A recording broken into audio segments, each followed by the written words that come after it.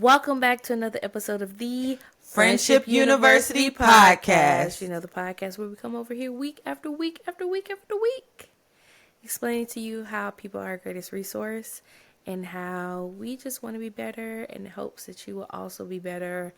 If you are a longtime listener or if you're new, welcome one, welcome all, welcome everyone. We are so happy to have you here. I'm joined by if you don't know, actually, I'm Kristen. Kristen, one I, STAN, period. Joined by my lovely co-host, Tara. How you doing today? I'm holding on. Holding on. Holding strong. Even though I can make it. But my heart knows I can make it. All right. I feel you. I, too, am holding on. We are holding on to the promise of God. Hallelujah. You know, in preacher's he'd be like, hallelujah.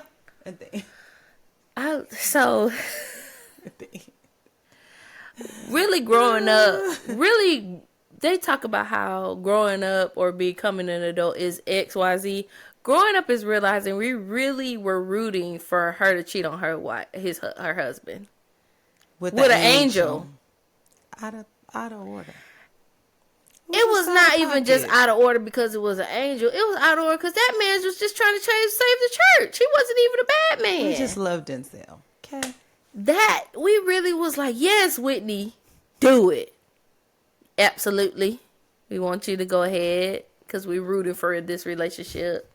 What relationship? That man is not, he's an extraterrestrial being. He's not even on this world. He's not even on this planet. He's going to be gone. Inappropriate. Inappropriate, really, truthfully. But that is really growing up and realizing a lot of what we watched, when you really look at it through your adult eyes, is very different than when you were a child, for sure. But we're back for another week. You're okay. I'm okay. We're both holding on. You know, we said last episode you was going to bring me some songs. You don't have to do it off the dome or I got it. Okay, you got it. The category is give it television theme shows. So you're singing theme shows. Let's crazy. All right. She's brazy. Step by step, day by day. Day by day. Oh, okay. Step by step, day by day. A different we go. Something we stay. People we go, the problems we say, we'll make it better second time around. That was close. Step by Step was crazy for you to start with. That was a crazy sitcom for you to start. Vindication. I feel like you're trying to vindicate when I chose these thinking in my mind, you actually knew these songs, which I used to watch Step by Step. If we're talking about, you knew a majority of them. But here's the thing. I feel like you're trying to get me back for something that's not existent. No. But we do sing that Step by Step theme song. Do we not?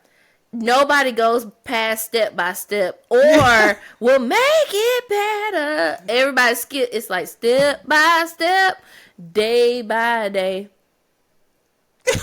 We'll make it better. You like, skip all that. The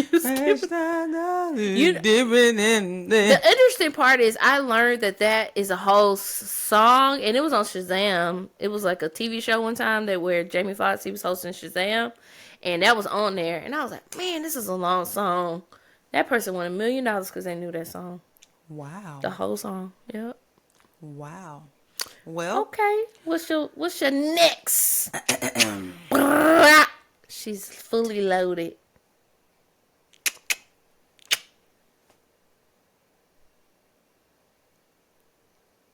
I don't want to do that one. That's easy. Wow. See, I told y'all she on my mind. For real. We ain't got no beef. Give me a break, yeah. Give me a break.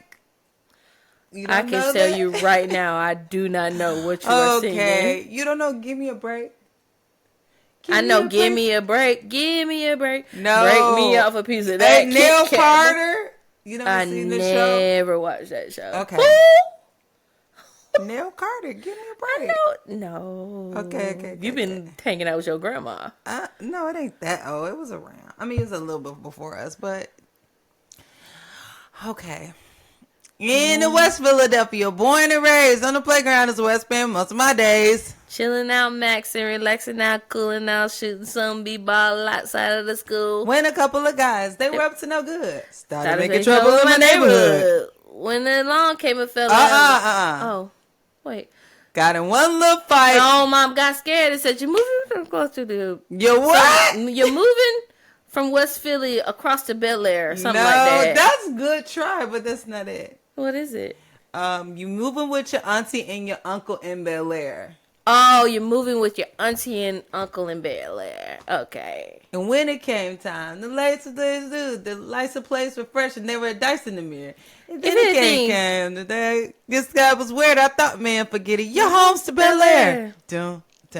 I pulled up to your house about 7 or 8, and I yelped to the cab of your home. Smell you later. Look at my kingdom, I was finally there. Sit on my throne as the Prince of Bel Air. Very good. That's pretty close. Okay, I learned something new. You're moving with your auntie and uncle in Bel Air. Yes. Like you said, you're moving from West Philadelphia across to Bel Air. I always thought that's just what they were saying.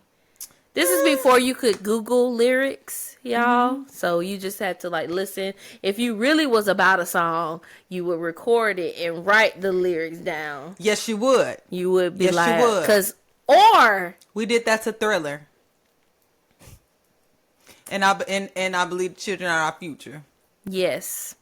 Or if your artist was very aware of the fact that people wanted to know the lyrics, they would put a lyric book in their CD cover. So it would either be a part of the original cover or they would have an additional cover with the lyrics to the songs that you were singing. Yes. Okay. That would be true. I appreciate that. You got any more in the arsenal? You got anything else you want to get off your chest?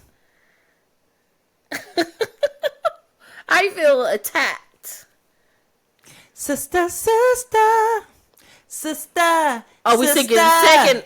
I got my own mind. I got my own sound on my own time. And now everybody sees how different we have come to be. Sister. Even though I'm glad to be with ya, I gotta do what's real for me. Like you got to do what's right for you. Ow, ow, ow, ow. Whoa, oh, oh. Ow, ow, ow, ow. Whoa, sister.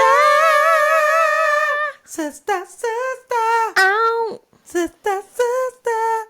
Very good. You knew that. Come on, Tia Tamara. I used to love Sister. I did too. As someone growing up who had just naturally curly hair, I really resonated with that. Now remember when they started pressing their hair? They had the best press. They had the best press in the game. I was like, what? Nobody pressed.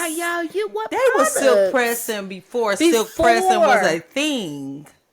We had never seen nothing like. I'm so telling shiny you, it was and like bouncy. sleek, and it kept its whole. Baby, it wasn't a piece of humidity. Not anywhere in sight, baby. And I appreciate that. And I used to.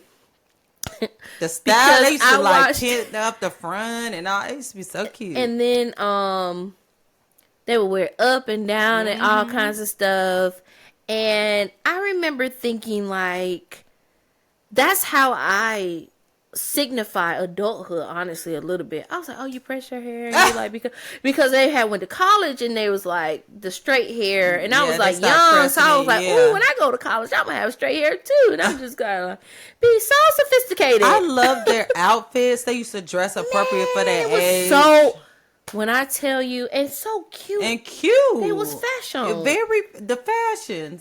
They were very the fashionable. hair, makeup, and wardrobe did their thing on that Shout show. out to Tia and Tamara for sure, because they very appropriate. It was, and it made a stamp on my life. It really did. For real. It was like, yes, this is how, and you can go into relationships like this, and you could be this person, and you could be that person, and you could be okay with having curly hair and all that. Because at that time, especially like when I moved to the States, at first I was at an art school, and then I went to all black school, and then went back to art school. But when I was in all black school, it's like you don't really meet a lot of black girls with curly hair, not in that time period. So it was like, you're weird. And it really made me feel like, oh no, like sisters on, they're fine. We're fine. Everybody's fine. We're fine. I love it. Yeah, it was really good. That's it. Yeah. You did good. Thank you. I appreciate that. I feel like you tried to. I didn't. I just, Just a little I should have bit. did what I should have did. Go ahead. You want to do one more? Go ahead for bonus. I feel like she about to pull something out that I never heard. Neil Carter. I don't know who that is. Neil Carter, give me a break. Never heard of him. Sorry to this man.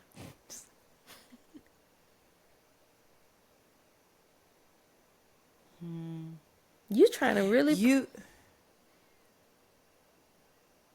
Are you trying to pull a really hard, tough one on me? Don't you wanna go where everybody knows your name? Dun dun dun dun. And they're always glad you came. You wanna go where the people be. You wanna be where I don't know the whole. You wanna go where everybody knows your name. Okay. That in between is a little foggy for me. Okay. I don't know. What is the lyric? You know the lyrics? Don't you wanna go where everybody knows your name? And you wanna go where people are. Troubles are all the same. You wanna go where everybody knows your name. Cheers. Yes. Not that we really watched Cheers. I couldn't think of the song to Golden Girls. How it go again? Thank you for being a friend. You know I know that. Travel down the road, back again. Just coming in and running away. And you gonna do every part. You gonna do the black person part, and you gonna do the extra song. Your heart is true. You're a pal and a confidant. Dun dun dun dun dun dun dun dun. And if you're through a party, invited everyone you knew. No. You would see The biggest gift. with a card attached that say thank you for being a friend. Dun dun dun dun dun. Boom. I have a working theory about why black people ride so hard for Golden Girls. Why is that? And it's because they Joan each other. Yeah. That's the whole episode. It's just all Jones talking about each talking smack. And we do that in the black community. We do. If you don't know. If you are in a family that Jones, drop the little announcement emoji in the comment, because that is all we do. We clown.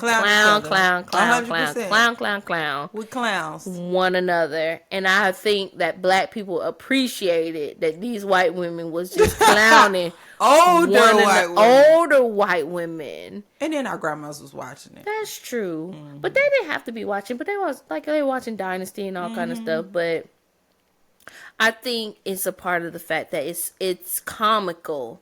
It's like funny. And it's very funny.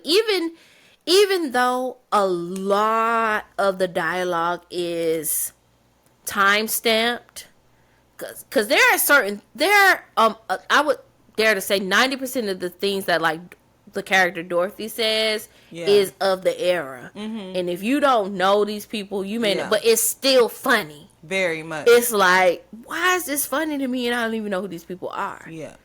So. Say we started from the bottom now. Ooh, yeah. Ooh. Yeah, that's my working theory on Friends. I mean, not Friends. Golden Girls. I think that's why we like it, because we just be Makes going. sense. Makes sense. Yep. All right. You all know where we're going.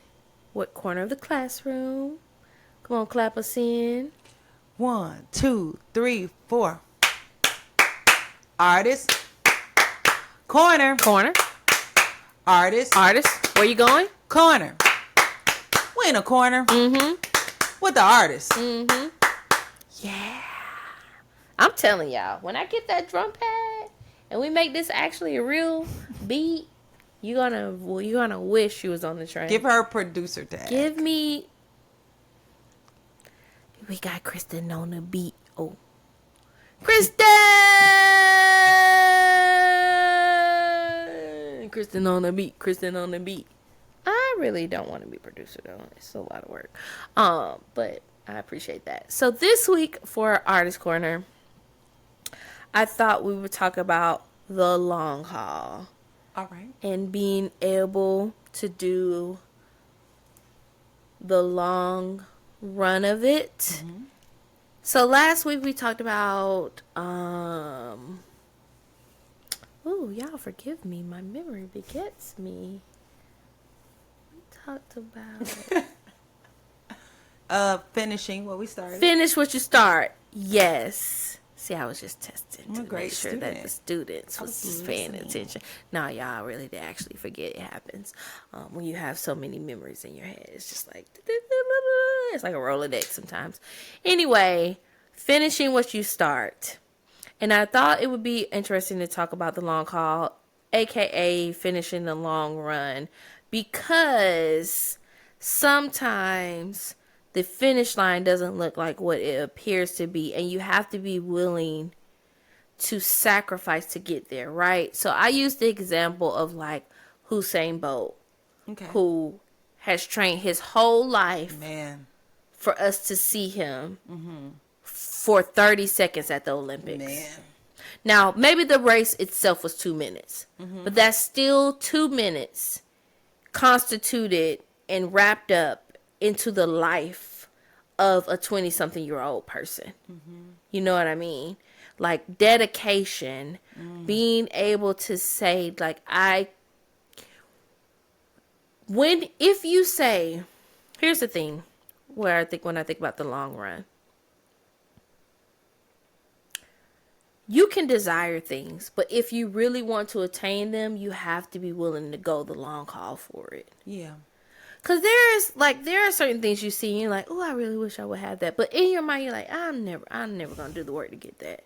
You know what I'm saying? Like, it's just like, I'm good. It's never, that's not in my wheelhouse or my cards for me. But if it is something where it's like, I really want to attain this. Let's say maybe you want to get fit. And it's like, I really want to be somebody who is really fit. The 30 seconds or minutes it takes you to take those Instagram photos, that was a year in the gym. You know what I mean? Like, it's not overnight. Really, honestly, nothing is ever overnight. It really isn't. And if it is, I want to be cautious in saying this because I am an optimist. I consider myself very optimistic. But I'm also a realist in the sense of like, if it's too good to be true, oftentimes it is. So if they do present themselves, if it does present itself as like, man, you can have this in the blink of an eye, it's like, it almost reminds me of when you would watch the movies and the genie would come out and you would get those 3 wishes, but they always had a catch. There was always a catch to the wishes. It's like, you can get this and well, just grant you your wildest desires. And then you give it and then you lose something. It's like, what am I have to give up? What do I have to give up? It's never supposed to be overnight. I think the character development, especially like we talked about documenting the process, finishing what you start. For me, it all kind of ties into the same vein of really being able to go the long run with it. And if you tell yourself, like, I'm not willing to do this, or this is really, maybe it's just not your dream. Maybe it's really not. Maybe it doesn't matter as much to you as you thought. And that is also okay, because I can believe that sometimes you may have had a dream that somebody else put on you. And you may be trying to execute it or go out and do that. And you're like, I'm finding difficulty carrying this. It's just not. It's not computing. I'm not as vibrant about it. I'm not as passionate about it. I'm just really not feeling this. Yeah. Which is okay for you to also be like, maybe this wasn't what I was supposed to be doing. It's not my vision for my life. Yeah. You know?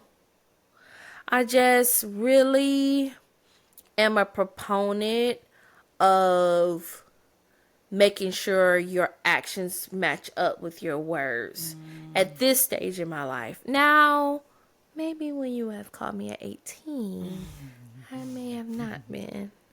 I may have said some things out of my mouth that did not match up with the way that I was acting, which is true. With age comes life. Life doesn't automatically mean wisdom, but it does mean experience, I think. And if you are aware enough to know about that experience and take it for what it is, it can become wisdom, I think, for sure. So what do you think?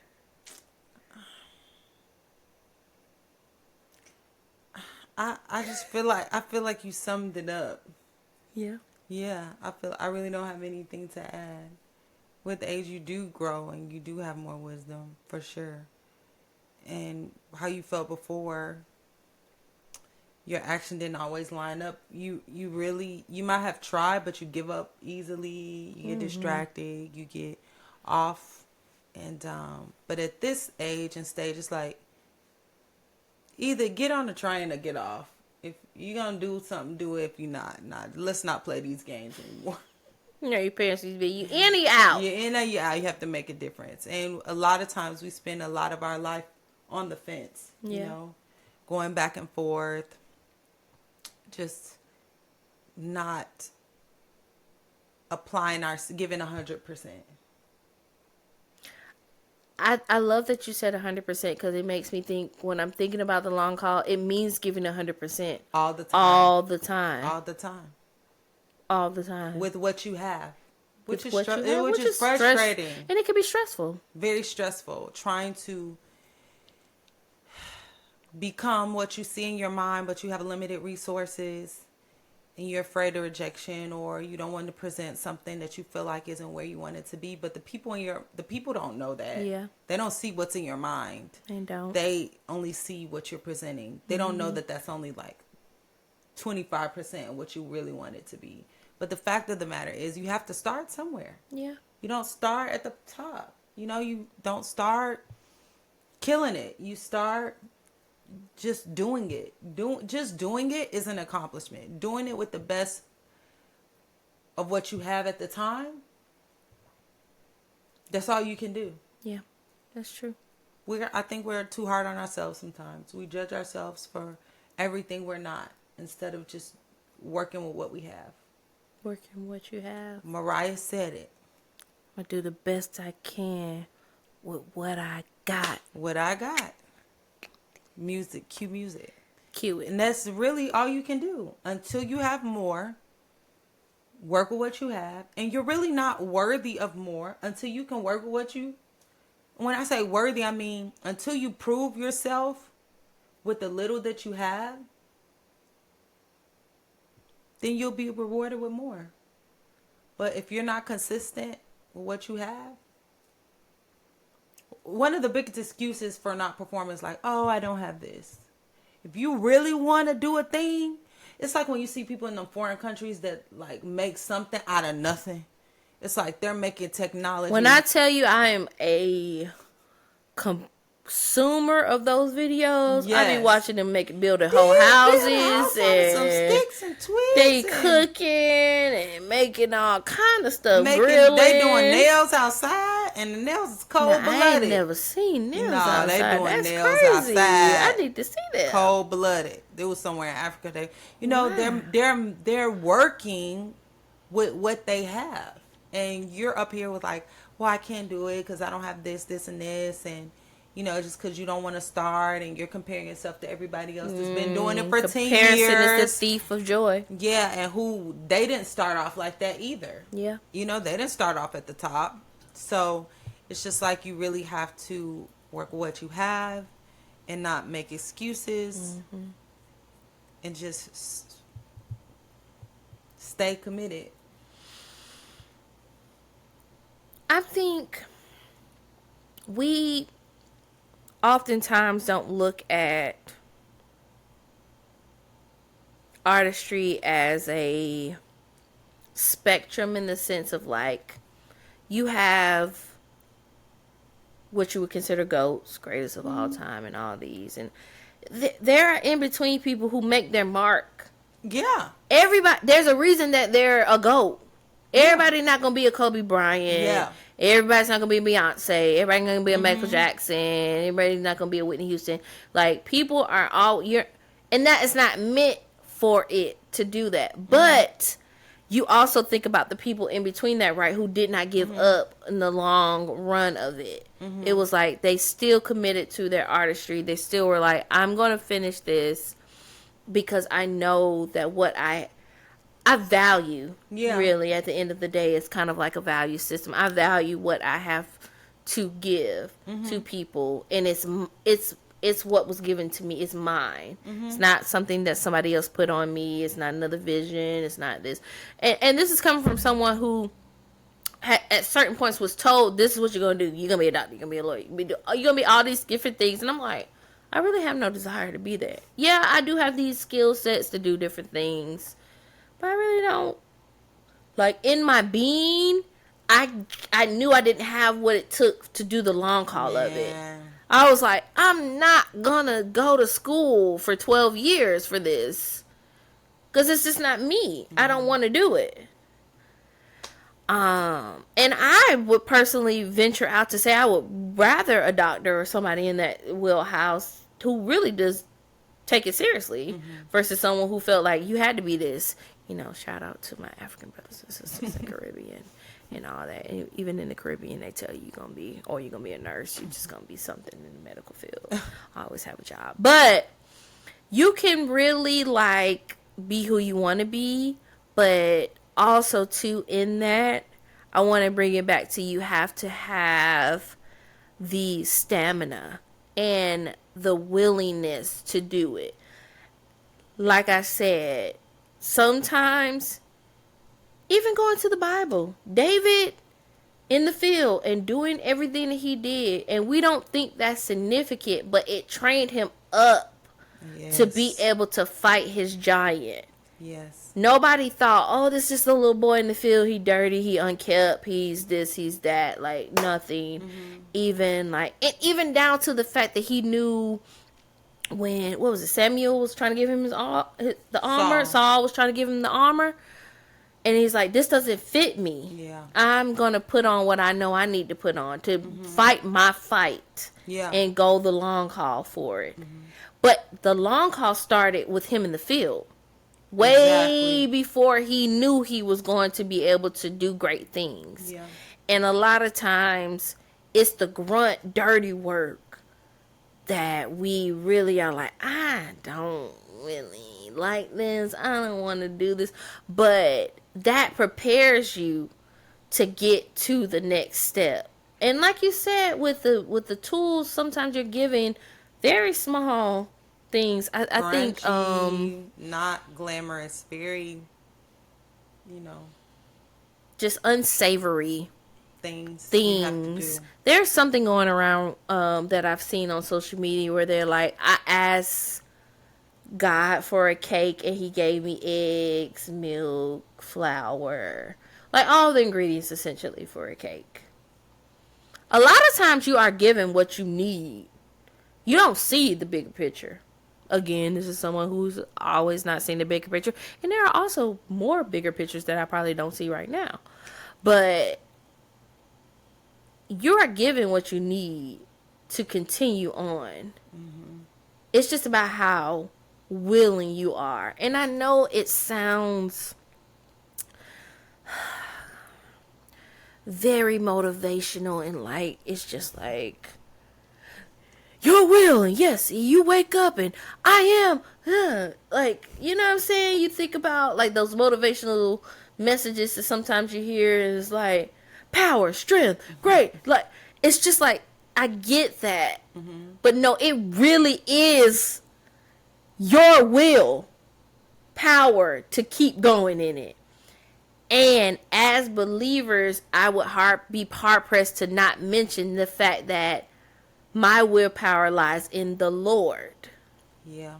So the vision that I have, I know was given to me from Him, and so I want to carry it out to its fullest capability. Right? We just keep going back to that why. We just why we need a whole why right here. Just why. The why of what you're doing, what are you doing? And it really, I think it does really matter and take effect and play a part in the way that you show up.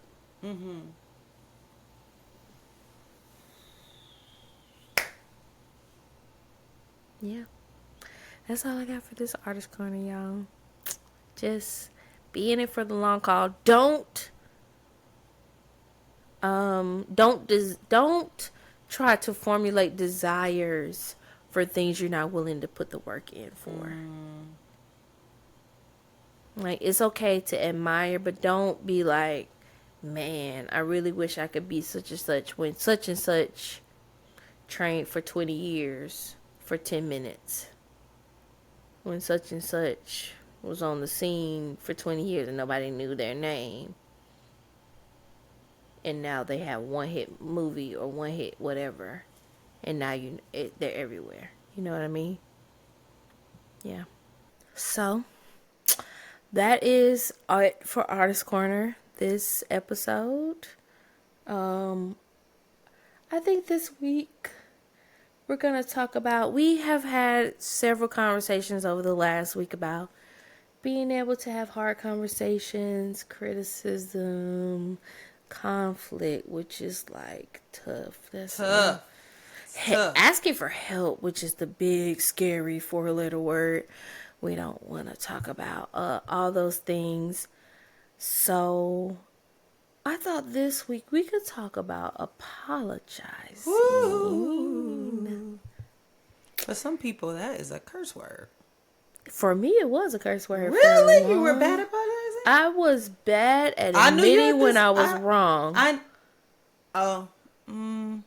Which, in a sense, is a... First of all, not too much on me. Not too much on me, because I'm better now. I'm better now. But I get... No, you're right. And I was like, but you were not. I had a problem. What was the problem? Admitting I was wrong. Why did you want to admit you were wrong? Pride. Leviathan was around my neck. It was like, I really had so much arrogance. Wow. To say nobody can tell me anything. I know what I know, and I know what I know. Wow. And it was like, it was by the grace of God that broke me down. And there was a situation that happened, and then I went to God, and then something happened, and then He was like, you don't understand, this is why this is happening. It was pride, and He was showing me these different things, and that was the beginning of breaking it down for me. Okay. Yeah, breaking that off of me, for sure. It was like, because here was the thing, I could apologize for certain things if and especially if it was like blunt force, or I did something like, whether I meant it or not, I stepped on your shoe, oh, I'm sorry. Or like, oh, I hurt your feelings. Because we talked about that, the using your words to cut a couple of episodes ago. Yeah. Sometimes my words cut, and I'd be like, I would be the person who'd be like, oh, I'm sorry that offended you. That is You're not an apology. Sorry for what you did. That is not an apology. I'm sorry you're offended. I'm sorry that offended you. Oh, I'm sorry what I said was just too brash for you to take right now, or too real for you to take right now. Like, oh, I'm sorry that you're just not ready for the truth. Like those kind of backhanded, we said splits, complicates, those backhanded apologies. Mm-hmm. Like, and the Lord was like, who are you? Who are you? Who do you think you are? Those conversations and happen. made me about this. I was like, at the end of at the end of it all, I was felt like this big. And I was like, man, I'm really a grain of salt. I really should not be walking around the earth like I'm just the God's grace to men and God's great gift to anybody. God's gift to my friends. I was treating my friends like this. I was just doing all kinds of stuff. And I am, when I tell you it matters the people you have around you in the grace. Because I have friends like Tara who have seen me through different seasons and known this person and still decided, you know, I'm going to stick by you, kid. Stick beside her. I'm going to stick by you. Honestly, you know, you had certain things that you were like, didn't want to say, but you were good. You know, you could tell when somebody has a good core. And they just got their issues that they working on. But to me, you were good, had a good heart. Everybody don't have a good heart. I'm sorry. I don't believe that's true. Everybody got a good heart. Let's speak it. Let's be right. Some of y'all. Everybody ain't good. Everybody ain't good. Like, period. Where did they find you? No, but seriously, everybody does not have a good core. Like, maybe they're working through, but they mean well. And I felt like you one of the people that just mean well. Like, we all got our stuff we working on, you know? And if you're willing to work on a thing, you know, that really makes a big difference. But you mean well, you got your stuff, you got your issues, but we working on it. But if you don't mean well, come on, somebody. If you don't mean well. Some people don't mean well.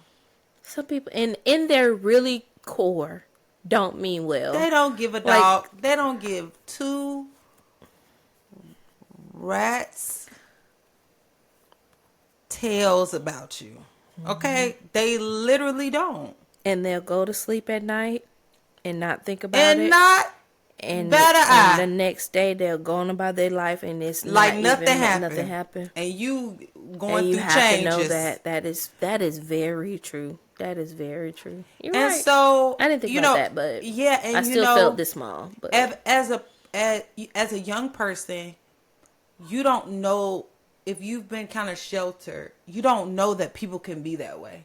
That's true. You know, if you've been around decent people, close in proximity with this, you don't know that people can just do completely wrong backwards in every way and not blink an eye, like nothing. So, you know, it is important that you recognize this person. I love that somebody says somebody is Judas and somebody is Peter, and you need to be able to differentiate who did a wrong thing versus, you know, who made a mistake and who just made a poor choice versus an irredeemable, like who lives in that. And we talked about betrayal a couple of episodes ago. Yeah. And who never meant you any well the whole time. With.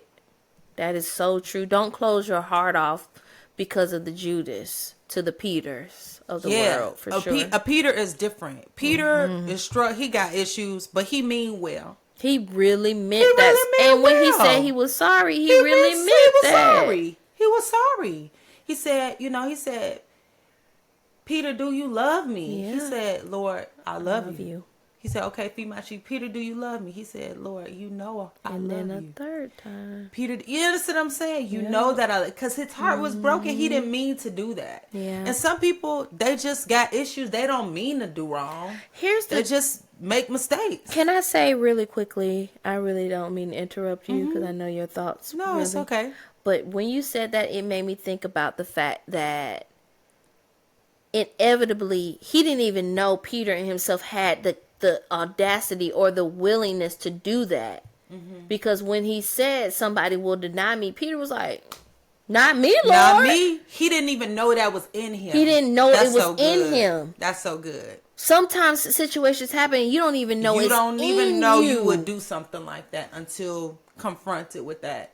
And that's so good. Yeah, and then that humility and love and respect for Jesus was like, no, Jesus, I do love you, and I'm really sorry that I did that. I'm sorry. I didn't even know I had the capability of doing that. Yeah, I would never. And sometimes we feel like that, but then God has to show it. No, actually, it's a lot of I think a lot of times in life things are circumstantial. For sure. You don't know. This is why I never say never. Never say never. You never know when you are put in that scenario what you will actually do. Yes. You can say it from a standpoint back and be like, oh, thinking about, because you have a logical mind. Your mind is like current and you're like not thinking about, but when you're in fight or flight or you're doing whatever, you tired, don't know what you would exhausted, you go through all hardship, grieve, you push to the edge of what you thought you could.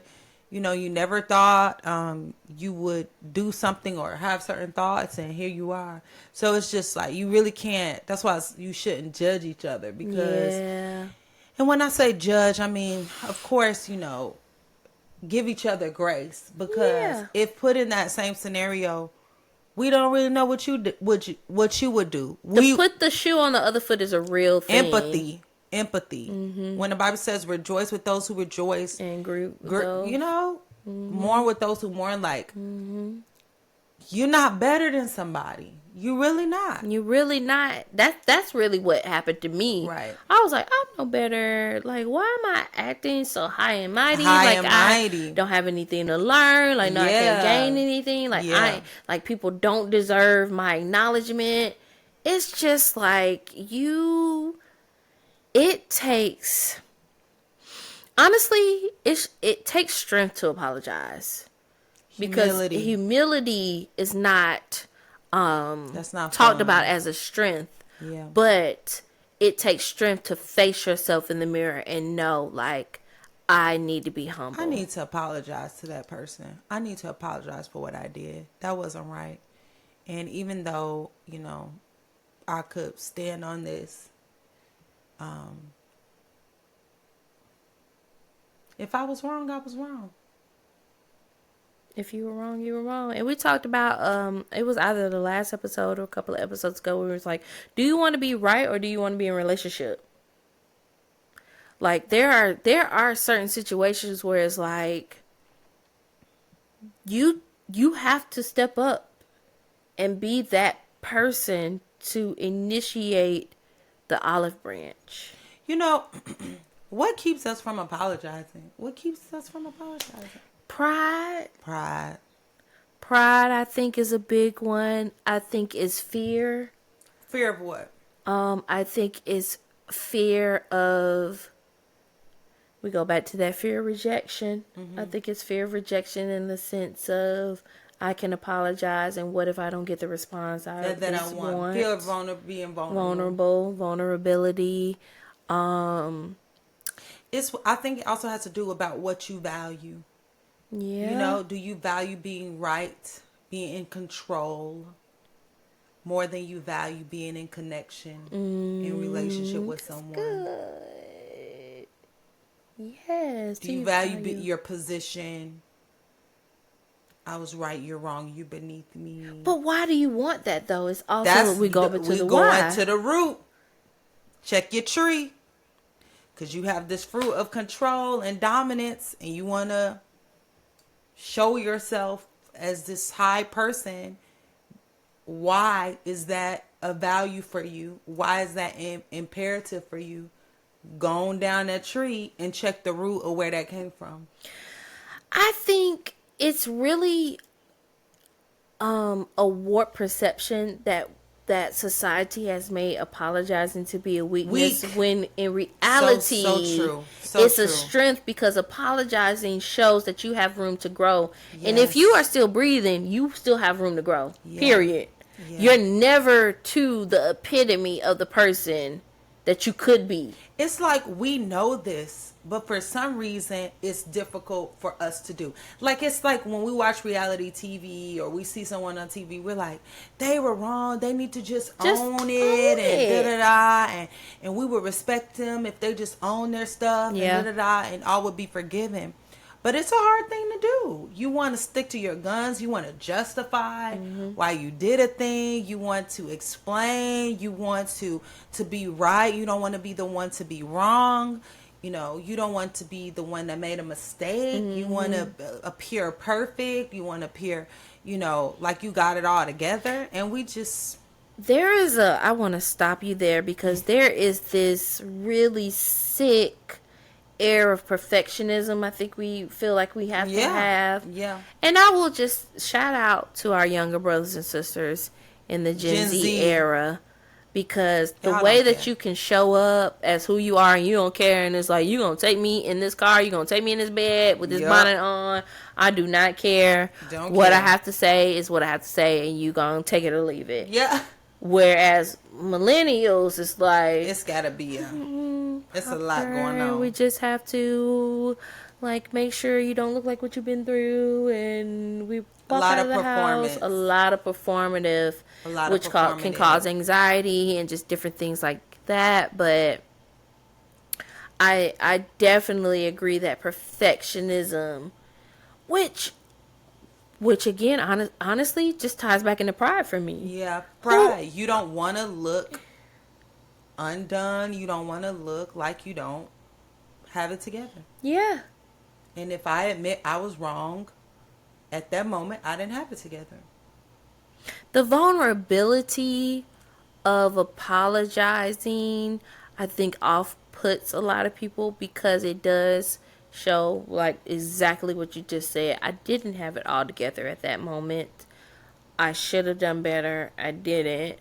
Maybe I could have, or I didn't know, whatever the cause is. Yeah, and what I remember my mom telling me, she was like, Tara, you don't have to have the last word. And I was like, you know what? Same. You're right. I don't have to have the last word.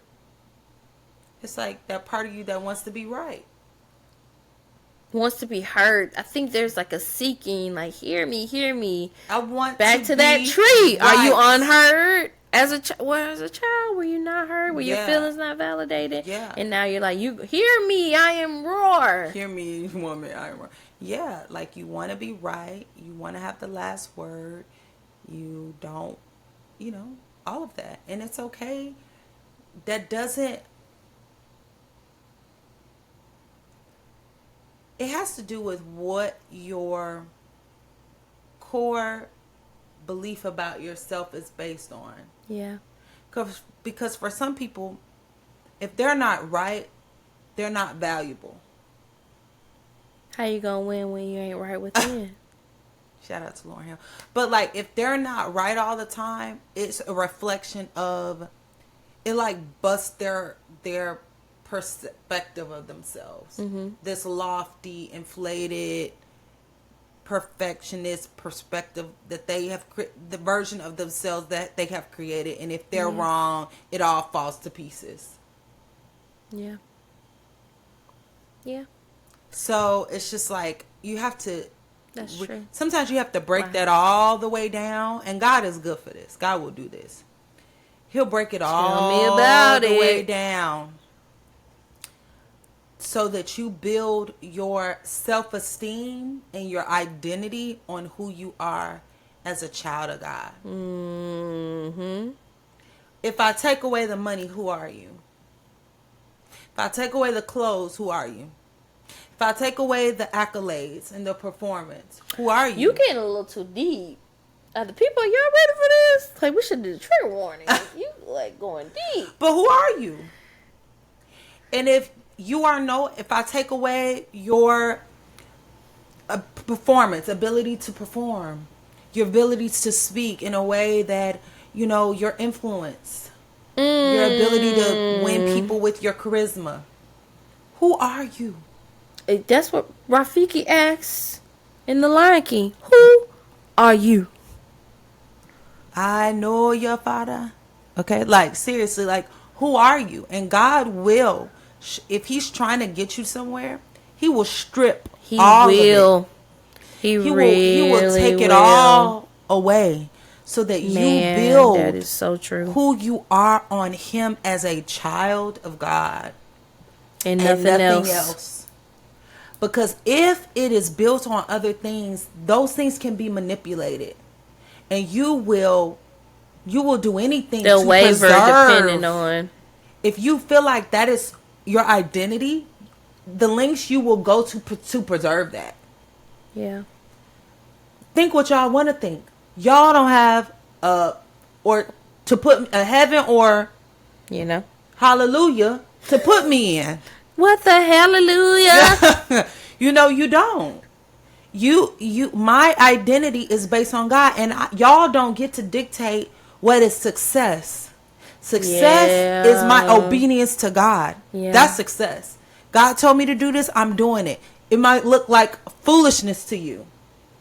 But to God, it is a win because I am obedient. So if my success is based on your beliefs and your perception and the money and the things and the car I drive and the what I have and what I don't, the degree, the accolades, that can be controlled, that can be taken away from me, that could be manipulated. Yeah. But my status, my identity as God's child, as God's chosen person, as God's daughter, you can never take that away. I don't care on my worst day. You can't take that away from me. I don't care if I can't perform that day. Maybe I'm sick or maybe I'm just going through something and I can't. I'm still a child of God. So. Man. So it really has to do with value, why we can't apologize, because if I'm not perfect, then I'm not me, and if I haven't performed and I can't, no, I'm sorry. I'm the person. Sometimes I get it wrong. Sometimes I get it right. I made a mistake and I'm sorry. I repent. I think you saying that is so good because yes, you humanizing yourself and knowing I'm human, we also have to humanize other people. Yes. And sometimes we don't make it easy for people to apologize. Yes. Or we're expecting an apology and it keeps us in a hemisphere where we don't move forward if we never get it. Whereas sometimes you just gotta be okay with the sorry you'll never get. You're just never gonna get it. This quintessential closer you're looking for, you may not get it. That's so good. It may never come. It may never come. And you got to move on. And you have to move on. Yeah. And you got to be okay with knowing that whether they were wrong or not, because they probably very well so were wrong, doesn't have to dictate who you are. And I love how you said who you are. If you know who you are, you can move accordingly. I remember feeling very betrayed. Feeling a lot of things. Mm-hmm. And God said to me, I was very angry. As sweet and kind and fun and positive as I am, I was which is really, when I tell you, I don't even know if I wouldn't even take a whole hand the amount of times I've ever seen Tara angry in almost 2 decades. Wow. Royally peed off, okay?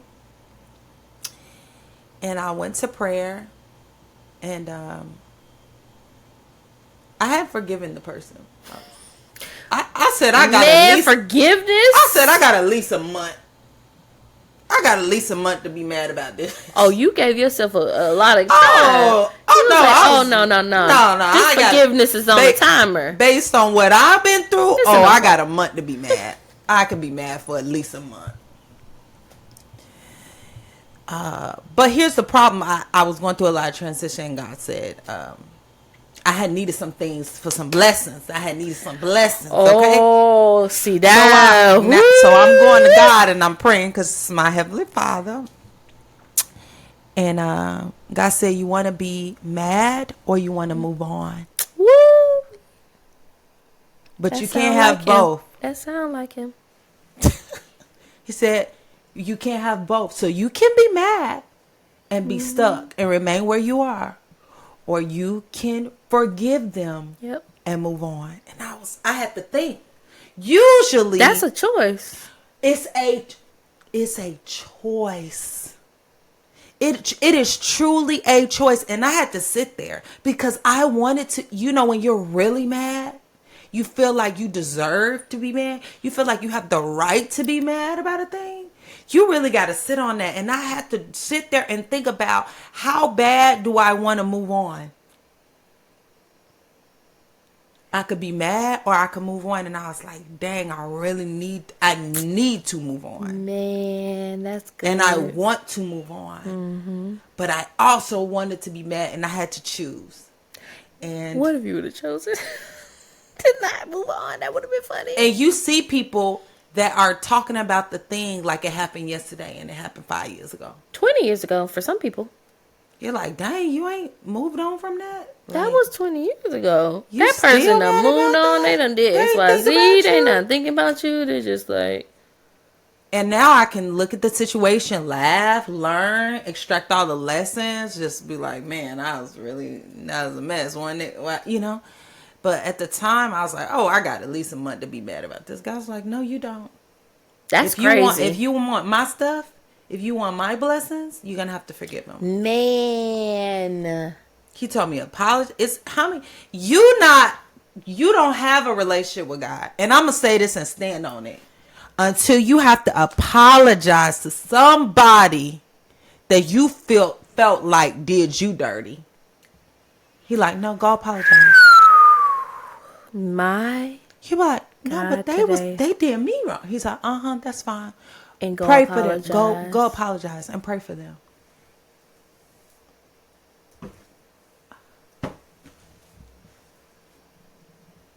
What kind of? Yeah, pray for those who despitefully use you and persecute you. You better come on. What?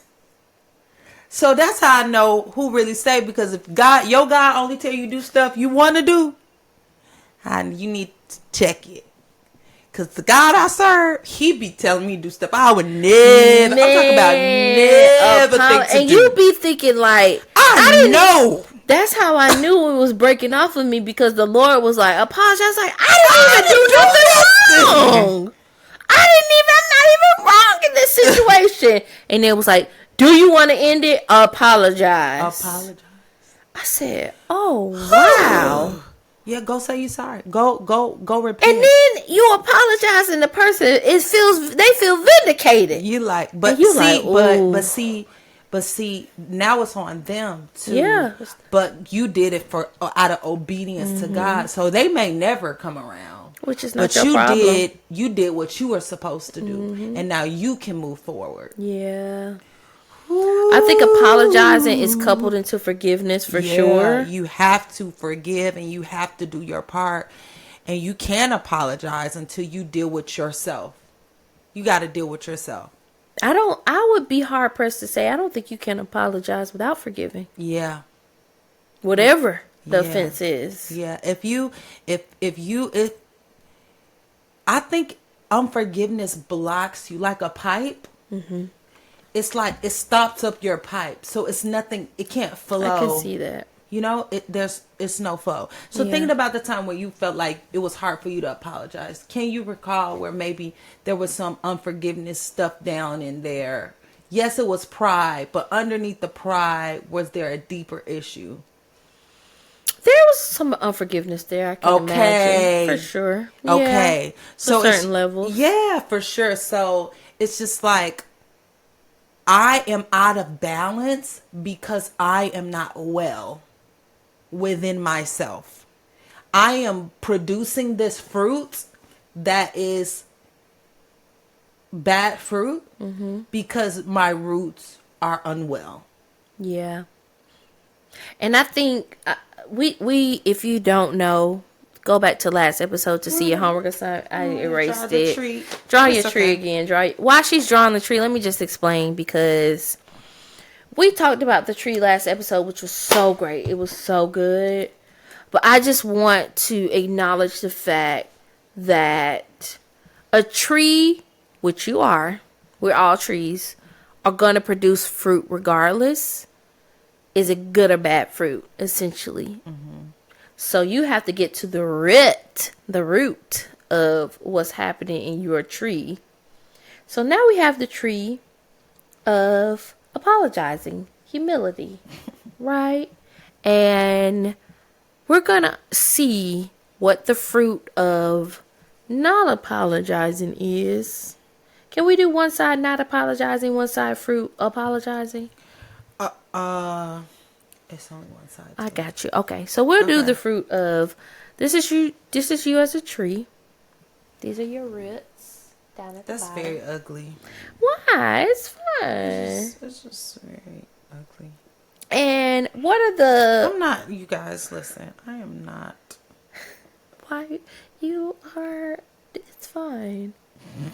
What are the fruits of not apologizing? Pride, unforgiveness.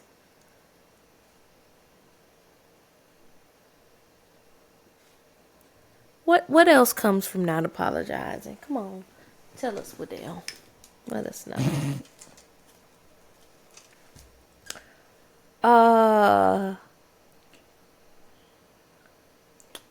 Strife. Usually it's just a lot of fighting. Yeah. Fear.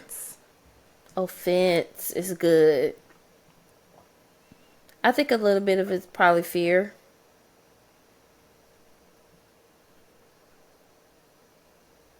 I would say fear is the feeling. Okay. But the fruit it produces is like what? Avoiding? Avoidance. Yeah.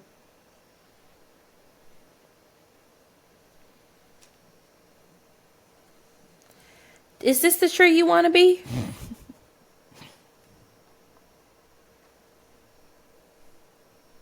Like, are these the fruits you want to bear? Humble yourself. Apologize. Also, I think on the same vein, learn to accept apologies. Stop hanging stuff over people's head to make them feel bad. If they are genuinely coming to you and they are sorry, let it go. Forgive them. That's why I feel like forgiveness and apology go hand in hand. Yeah. Because sometimes we just are so upset and want to make, I just want to make you feel how you make me feel. And I'm just, let it go. Let it go. Forgive that person. Mm-hmm. Whether you verbally or whatever tell them that you've forgiven them in your apology or whatever, let it go. Yeah. I mean, like, so just for people who didn't see that last episode, these are the fruit that you can see in your life. Maybe you're like, yeah, I am prideful. Yeah, maybe I do have unforgiveness. Maybe I do avoid things. And these are the fruit that you'll see in your life. And if you go down the tree, somewhere you have these feelings. You have fear. You have, you feel rejected. So these feelings, which were fed through the root, the feelings produced this fruit. Yeah. So this was the root. So you have to understand that this fruit is a projection of this feeling. And now you have to understand, where did this feeling come from? We gotta get to the origin story. You know how on all like the Marvel, and we will see the villain. But you get that origin story? Right. So stick with me. Don't quit me. The villain is acting a monkey fool. I mean, they terrible. I mean, they are truly terrible. They tearing up Gotham City. I mean, they really are making life, they're making life unbearable for everybody else. Mm-hmm. And they're enjoying it. Not they're just not, and they're not sorry. And you're going to meet some people like that. But when we look, they always go back to the origin story where these people they were normal like everybody else, and they had this horrible experience, this abuse, somebody did something terrible to them, and that started their villain era, and they became this, insidious person that just tormented everybody. And if you do not address your stuff and go figure out where that started, you will make life miserable for yourself and other people. This is your city. You doing this in your city. This is a fruit you're bearing. So we have to go to the root of it and address it, so that we are not producing behavior and heart and experiences that are just terrible, because we refuse to say, man, when I was a kid, I was abandoned. And when I was abandoned by whoever, or I was bullied. Man, yeah. And when I was bullied by that person, I was never the same. I was never the same again. Or I was abused.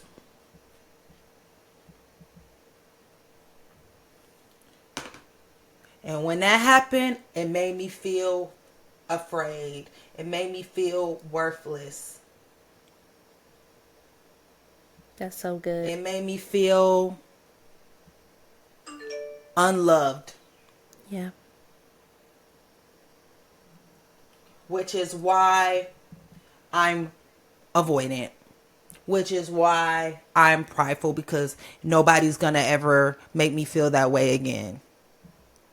Yeah. Because when I felt unloved, I can't bear it. I can't ever feel that way again. Yeah, maybe I was isolated. So we've got to figure out what's going on. If people are saying the same thing about you,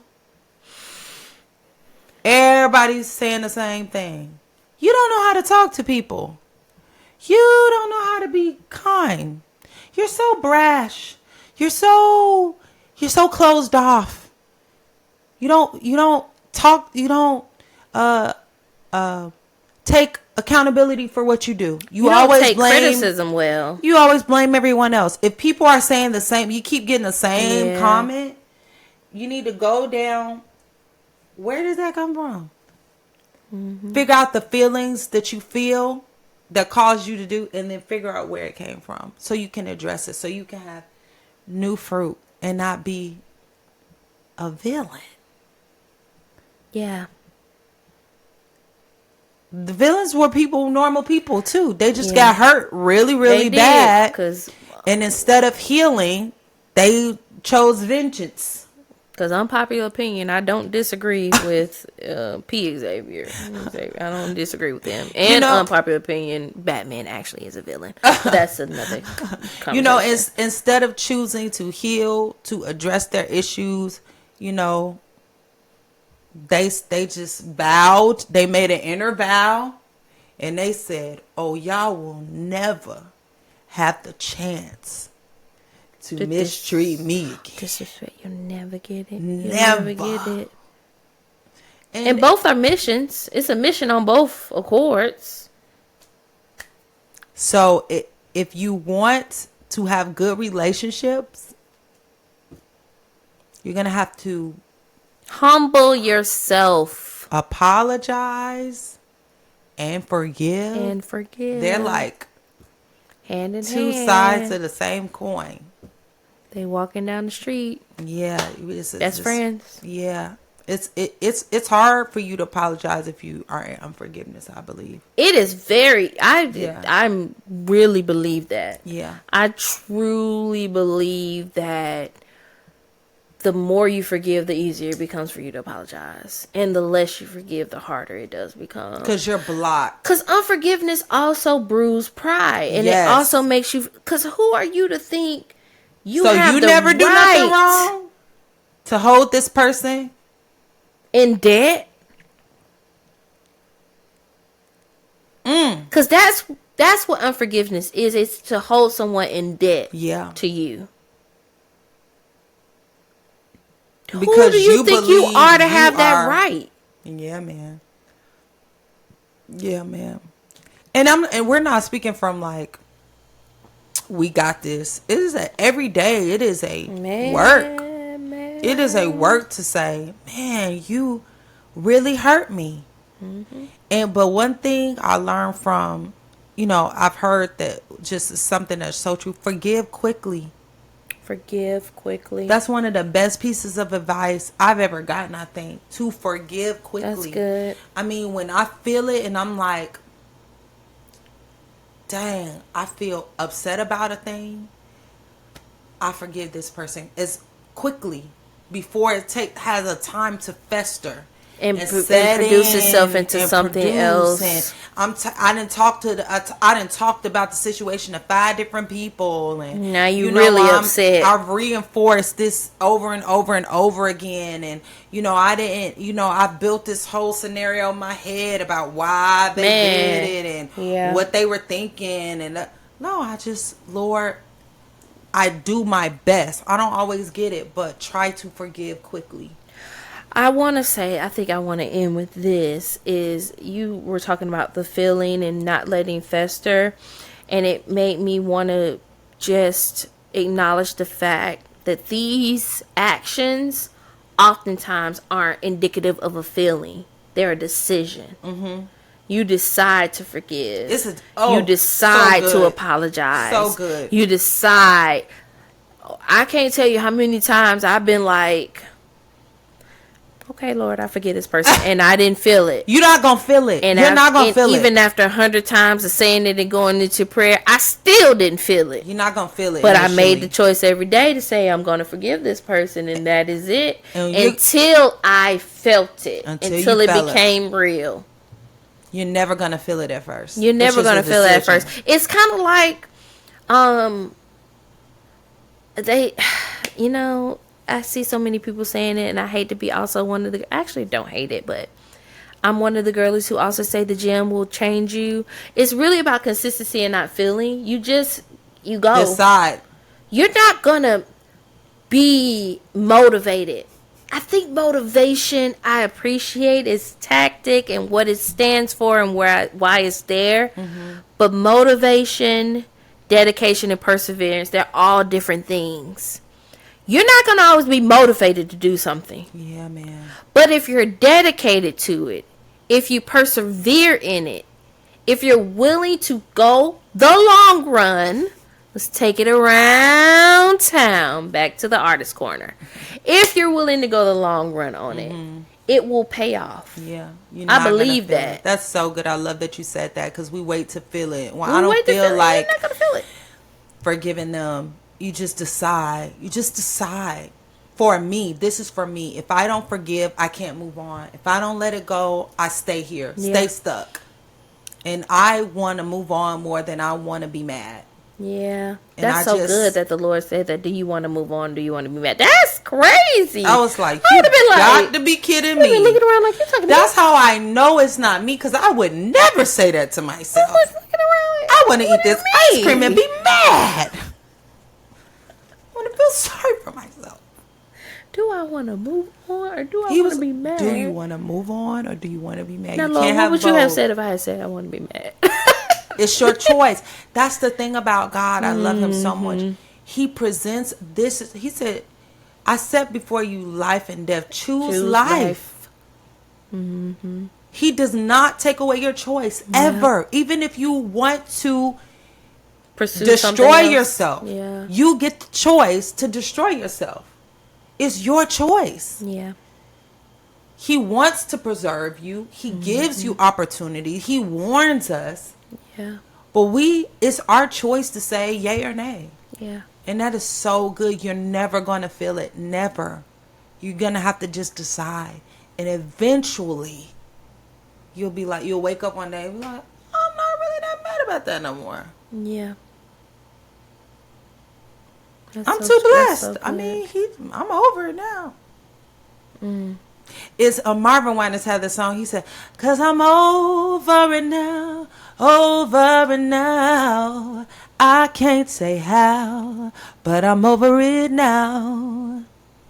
Like, I don't know how or when I got over it. It really just happens one day. One day you just wake up and it's like, wow, that's gone. It's no longer in me. It's a great song. That is a great song. It's I'm gonna have to stuff listen like, to that. I thought That's that I could go. I thought I had the power. I don't remember the whole verse, but it's great. I wish I could read it, but the words are impeccable. But he's just like, man, I struggle to forgive, but I don't know how I got over it, but I'm over it now. Wow. You all, this week for your homework assignment, we are encouraging you to write down the last person you forgave. Wow. What did you forgive them for? Mm-hmm. Or, on the flip side of that, who you apologize to? Who you apologized to the last time. And then the curveball third in the pocket. Who you feel like you need to forgive and you just won't do it. What's holding you up from doing that? So the last person you forgave, what did you forgive them for and why? Why did you decide to forgive them? The last person you apologized to, and why did you apologize? Why did you feel the need like it was necessary for you to come forth and admit that? And then if you do have somebody in your life who you're like, man, I really cannot stand what they did to me. I hate this. And I have not forgiven them. Write it down and write down why you feel like you are unable to forgive them. And I really want you to take that to God in prayer, honestly. Like if you have that, if you have a situation where you have someone that you cannot forgive for whatever situation, just take it to God in prayer and ask the Lord to give you the strength to be able to forgive this person. He will give it to you. But keep in mind that it's a choice. Every day you're going to have to choose to wake up and be like, whether I forgive it or not, I don't feel like I forgive them. I still hate their guts. I keep going. Really wish that you would burn up in a fire or whatever. Keep going. Keep going. Yeah. So good. Yeah. We're so happy to have had this time together for another week of you all. We checking them study guides, y'all. Drop a pen and a paper in the chat if you did your study guide from last week. Subscribe to our Substack where all of our study guides from our lovely producer are put into downloadable forms for you to just easily be able to have an archive journal, dare we say, documenting the process. We just talked about this a couple episodes ago. Yeah. You don't have any last words? You have any last words for the people? You really just giving the people the gems. Okay, isn't the gems come from being dirty in the rocks. You get when I tell you muck in the you know how they make clay. diamonds. They the pressure. They have to clean oysters too. We love an oyster, but pearls. The irritation of the sand. Man, we may go on and on and on. Let us go on to the glory of God, and we will see you all next week. Okay, bye. Peace.